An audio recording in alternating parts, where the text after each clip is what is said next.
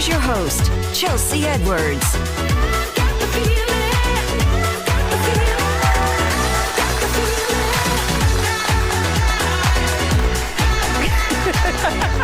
Hey, besties! Welcome to another episode of Chattin With Chelsea. I'm your daytime bestie, Chelsea Edwards. Today's show is all about having the skills and the style to handle whatever life throws your way. We are taking you to culinary school. We're going to give you some pro tips to level up your time in the kitchen, because some of us are just out here guessing and trying to copy what we see on TV, all right? We're also sitting down with a powerhouse business leader who is proof that you can have ambition and balance. She is also the author of Stilettos or Flats. You can have both. And guess what? We want both. We don't want to give up anything, especially our heels. So Liz, how did you feel about giving up heels? Did it hurt?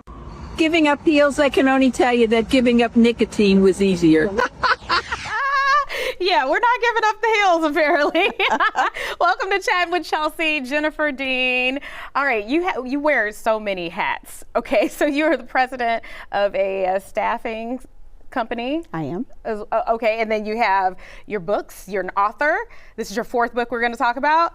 And you also have ties, beautiful ties. Okay, so we're gonna get into each one of these, but I wanna start, since we just came out of that video, we wanna start with Stilettos or Flats. You can have both, this book. Why did you wanna write this? Because I wanted women to recognize that they didn't have to choose one or the other. They could be good, great, excellent, at both. Yes. You can have them both. And to be a good leader, you have to recognize that you can have them both. So when it comes to flats, what does that represent? Oh my. Well, I think that you're being comfortable in who you are is what your flats would represent. I know sometimes people just absolutely don't want to wear the heels, but sometimes it's required. Okay, yeah. That we do. You're but right. I would put flats with comfort and being comfortable in your own skin, doing your own thing, and knowing that I am now living in my purpose. Okay, and then stilettos. If flats is our comfort zone, what are the stilettos? Well, that may mean you're a little uncomfortable. What it means, expand your box. You know, don't get out of your box, just expand your box. So sometimes being uncomfortable is a good thing. It allows us to grow. It allows us not to be comfortable, because if you're comfortable, you're expendable. Ooh, preaching already. Okay, so is this book for women who want to be leaders? I think I think everybody has, in some way or another, leading. Okay. So you don't necessarily have to be in a leadership role to lead. There's always someone paying attention to what you do. So for all of us, it's leading by example. It is for those who are in leadership, that want to be in leadership, that just started leadership. It should encompass all of them. So even if you don't have a leadership title, or you're not even looking for one, understand that in one way or the other, you are a leader. There's somebody paying attention to you all the time. Yes. Okay, good word there. All right, let's get into these ties, ma'am. When did you decide I am going to launch a tie line? Because this is unique. This is a unique field. Well, I wear ties all the time. Okay. I have a tie fetish and a car fetish, but I love ties. And they're like an accessory. They're like something you can put together. You can wear it with jeans, with suits. It's just kind of up to you. And since it's a passion for me, I decided this year I would go ahead and launch my passion. Oh, well, congrats on that. Okay, what's you. the name of the company? It's called Outspoken. Outspoken, and they are. I mean, this is they're outspoken, gorgeous, and it's geared towards women or men or everybody. It can be unisex, but okay. I am woman, hear me roar. So yes, I'm all about making sure women know that we can wear ties too. Yes, this one definitely says roar. Okay. Wow, how long did it take for you to actually go from thinking about wanting to start a tie company to actually launching it? About 6 months. Really? About 6 months. Oh, you're a doer. You're a mover and a shaker. Well, yes, but about 6 months to decide I wanted to put that energy in there. Then you just got to get started, and it takes time to research. And you know, today women are wearing ties. I've noticed several wearing them. So I was excited in God's time. It was good timing. Yes. Okay, so you managed to do this. write books, and you're also the president of a staffing company. Well, it all flows. Yeah. Yes. How do you prioritize one thing over the other? I just think it depends on where the priority lies that day. So company has been around 34 years, so yes, it becomes the priority. And then all of the things that I have a passion about is that's on my outspoken side. So yes, the company helps a lot though, because it generates a lot of energy for the things that you want to do, that you recognize need to be done. Oh, beautiful. Okay, I gotta pick your brain some more, especially when it comes to operating in your purpose and what it means to be working over a staffing company nowadays. So I know you see a lot. So we want all those gems. Woo, yeah, take a breath. Y'all take a breath. We'll be right back after this.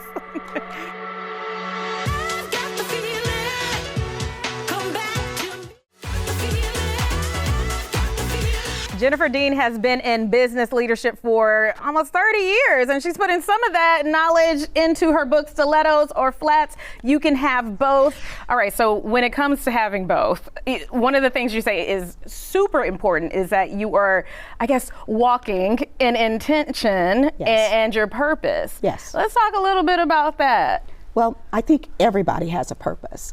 I think sometimes we're in our way. We're our worst enemies when it comes to our purpose. But when you find your purpose, and I will rephrase that, when your purpose finds you.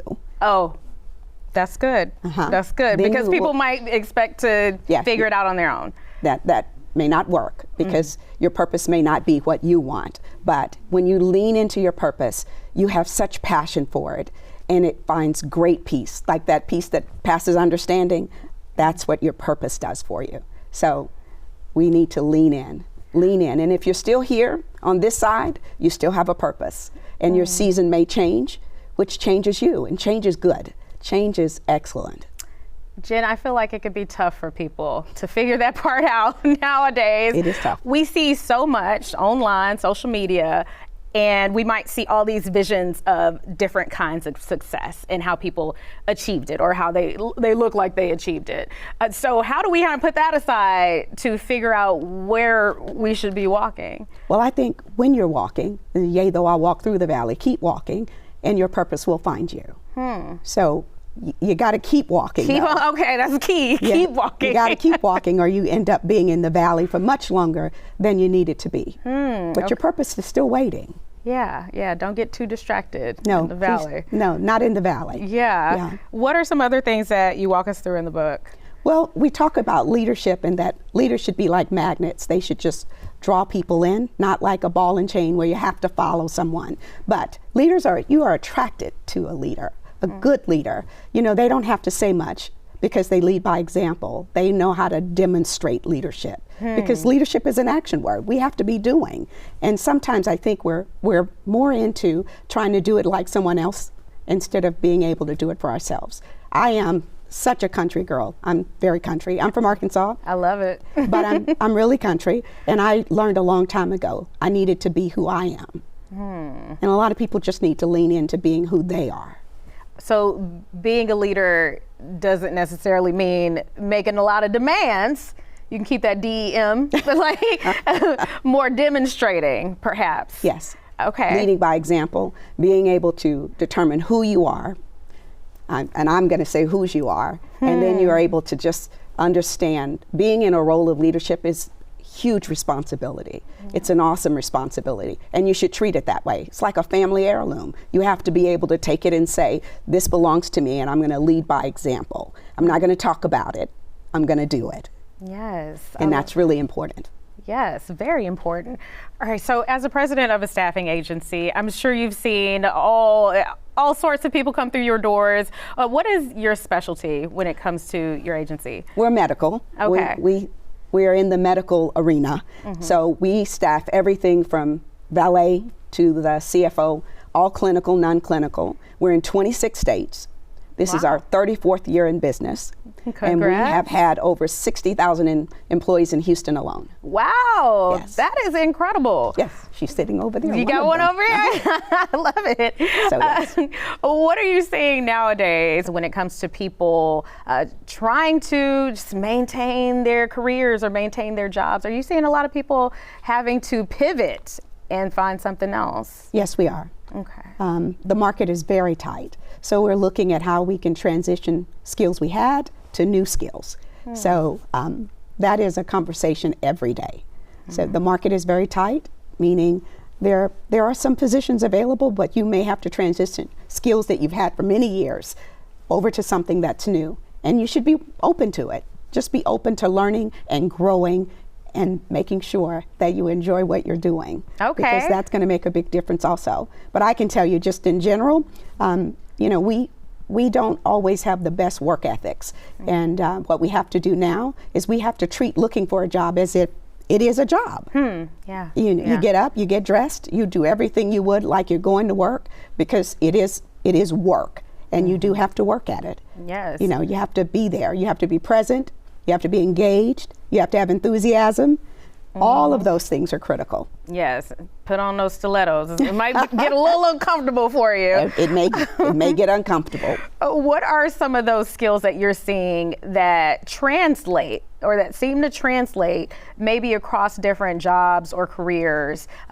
Maybe even skills that people don't really consider skills. They may not toot their own horn when it comes to these things. I think customer service. So in medical, I call it patient relation skills. But if you have exceptional service skills, it's relatable in every capacity, you know, from nursing all the way through, even my physicians, but all the way through. It is really important to have a good bedside manner.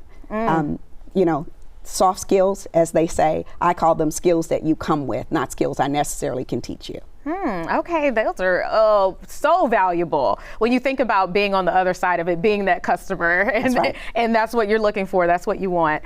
Are there skills that you are encouraging people to learn now? Maybe the hard skills?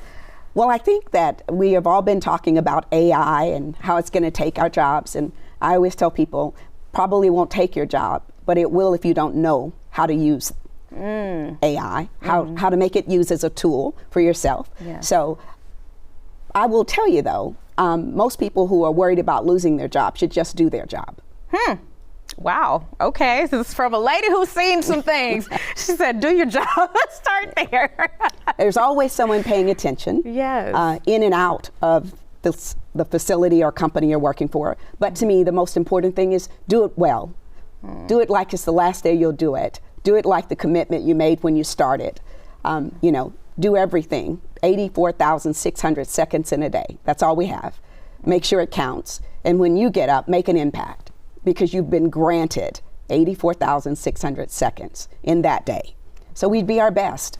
Yes, I love that. Okay, so you also do workshops. Yes, we so do. people can get this in person, get you on the right path, right, in person. Okay, tell me about your workshops. Well, there is a workshop coming for stilettos and flats in April, and they can go to the website, deansprofessionalservices.com, and they can register there. We do national I speak everywhere, but we speak, we coach, we mentor, we do whatever it takes to make sure people can be successful in their purpose. Yes, I know you get a lot of people on the right path and you help them get there. Thank you so much, Jennifer, for coming on. Thank you for having me. All right, guys, we're going to take a quick commercial break, and then we are taking you to culinary school to get your skills on the right track. All right, we'll be right back. Come back to Okay. me. I've got the feeling.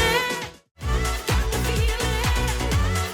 One day I stopped in Dollar Tree to get some balloons, and this young lady said, I want to take your viewers to culinary school. Welcome, Taylor, elder, founder of Elder's Kitchen. Yes. You've got your private catering company. Yes, meal prep services, all your foodie needs. All the needs, and you want to take us to culinary school because you are graduating culinary Yes. school today, right? Today. Oh my gosh! Well, congratulations. Thank you. I'm so glad we are making this happen, because I just think a lot of times we jump in the kitchen and we're doing whatever, but there are some lessons that you learned that would actually help us, you know, get it together and run smoother. in a few minutes. Yes. Okay. So one of the first lessons you say that is important is you have to have everything in place? Yes, everything's in its place, which means all your ingredients, your protein, your starch, your veggie, your cut ingredients, whether it's onions, garlic, bell peppers, everything you need. And there's a term in for its this. place. There's Mise en place. mise en place. Oh, is that Yes. French? Yeah. Okay, I'm learning a little French today. Yeah, Mise en just a little place. bit. Okay, so before we do anything, instead of just jumping in, go ahead and have everything organized. Nice and organized. Have your clean station and everything. Have your plates out. Everything you need. Okay, that is a great start. Now, you say when it comes to cleaning, y'all take it to another Yes, level when it yes. in culinary school. Yes. Let's show them how we do it. Okay, so these are, Those are your chlorine test strips. So you're going to take one out. okay, dig in here. And then what are these testing for? There's testing for the sanitary of the water, the sanitation of the water. Okay, So all the right. chlorine is going to help clean and sterilize. Okay. And when you get a color like that, That- you're good to go. We're good. We in Right the 100. there. Okay, that means that things are going to be clean, Clean, after we yes, write them and down ready with to this. go. All right, got it. No one will Ooh. be sick. Yes, we do not want that. No, we do not want that. Not in our professional or personal kitchens. Nope. All right, so we have all our tools, our ingredients, cleanup is ready to go. We have our plates. All right, so you also say we need to make sure that, the seasoning has got to be Yes. right.